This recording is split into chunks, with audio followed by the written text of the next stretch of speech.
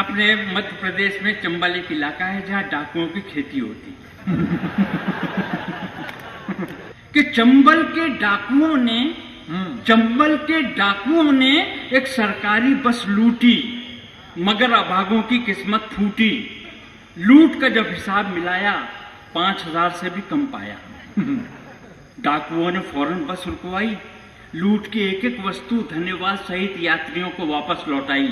एक रिटायर्ड थानेदार चकराया, डाकुओं का हृदय परिवर्तन उसके समझ में नहीं आया। बोले बंधु आज ये उदारता कैसी?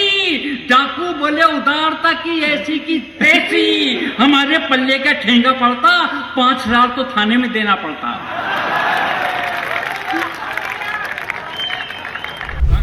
कि दुनिया के सबसे उच्च कोटि के नीच लोगों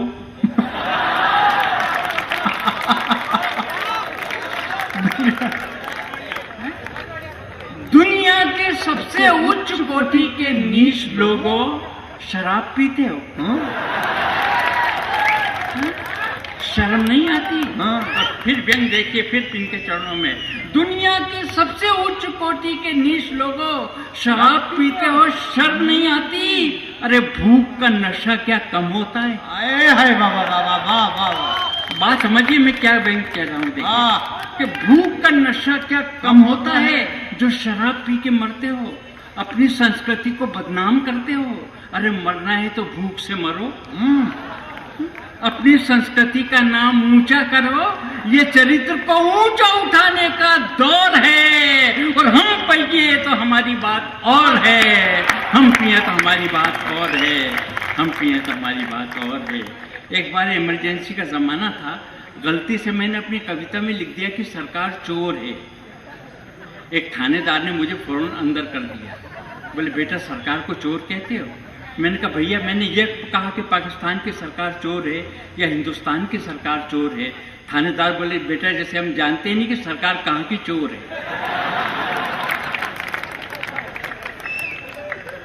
एक व्यंग, उसके बाद फिर एक नई हजर। सुनिए, मेरे ढंग से सुनिए, मेरे प्यारे श्रोता हैं, बहुत बुद्धिजीवी श्रोता है मेरे सामने बैठे हैं, मैं अपने ढंग से इनको संतुष्ट करने के प्रयास करूंगा। बूढ़ा आदमी हूँ, ये निभा लेंगे, मेरे को उम्मीद है। अपने मध्य प्रदेश में चंबल एक इलाका है जहाँ डाकुओं की खेती होती और वहीं से मैंने एक व्यंग उठाया, और आखिरी पंक्ति देखिएगा, मजा लेंगे आप इसका। कि चंबल के डाकुओं ने एक सरकारी बस लूटी, मगर अभागों की किस्मत फूटी। लूट का जब हिसाब मिलाया 5000 से भी कम पाया। डाकुओं ने फौरन बस रुकवाई, लूट की एक एक वस्तु धन्यवाद सहित यात्रियों को वापस लौटाई। एक रिटायर्ड थानेदार चकराया, डाकुओं का हृदय परिवर्तन उसके समझ में नहीं आया। बोले बंधु आज ये उदारता कैसी? डाकू बोले उदारता की ऐसी की तैसी, हमारे पल्ले का ठेंगा पड़ता, 5000 तो थाने में देना पड़ता।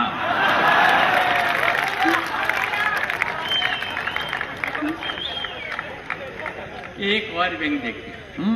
तो दोस्तों इस सभागार में अगर आप अपने हाथों को रोक सके तो रोक लेना।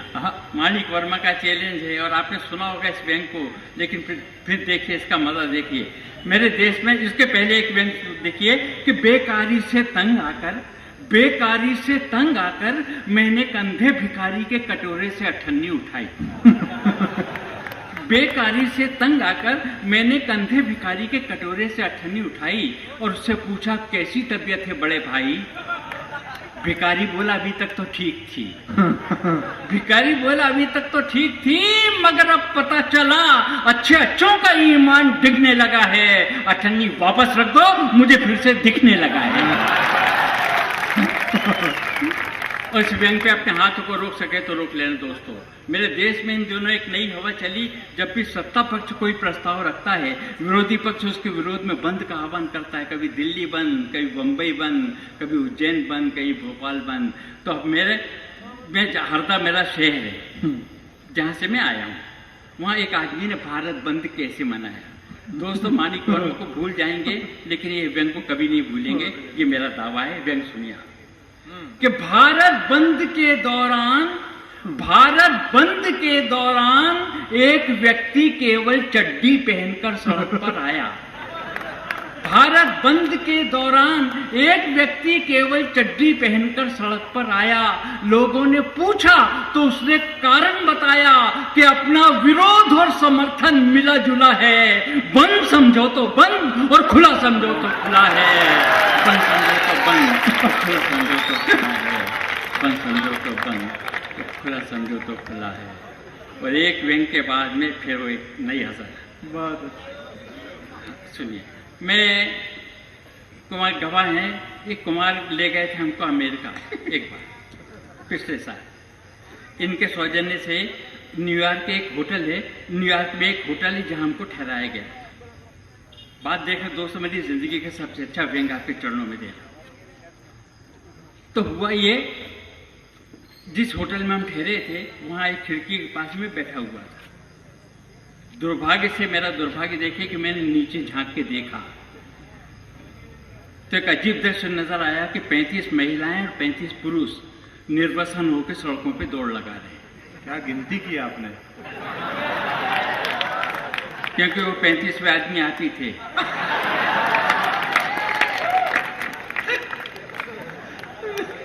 तो उस पुनीत पावन दृश्य को देखकर मेरे पास में बैठे हुए एक अमेरिकन से पूछा, भैया ये लोग पागल हुए हैं क्या? बोले नहीं भाई साहब, पागल नहीं हो गए हैं, हमारे देश की परंपरा है।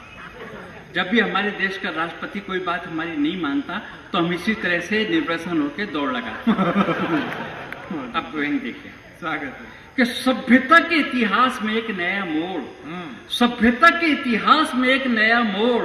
अमेरिका की बदनाम सड़कों पर महिला और पुरुषों की नंगी दौड़। अखबार खोले, एक वस्त्र विक्रेता बोले, भाई साहब ये भौतिकवाद के भूत तो गजब ढा रहे हैं, ये दौड़ते हुए हिंदुस्तान कब आ रहे हैं?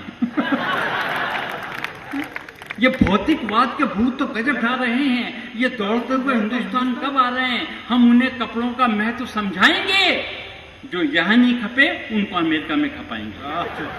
तो दोस्तों व्यंग अगर लगे तो मुझे आशीर्वाद दीजिएगा। हम उन्हें कपड़ों का महत्व समझाएंगे, जो यहाँ नहीं खपे उनको अमेरिका में खपाएंगे। मैंने कहा यार मान जाओ, अपनी संस्कृति बेचकर पछताओगे। जिनकी आत्मा नंगी है उनको क्या कपड़े पहनाओगे? आत्मा नंगी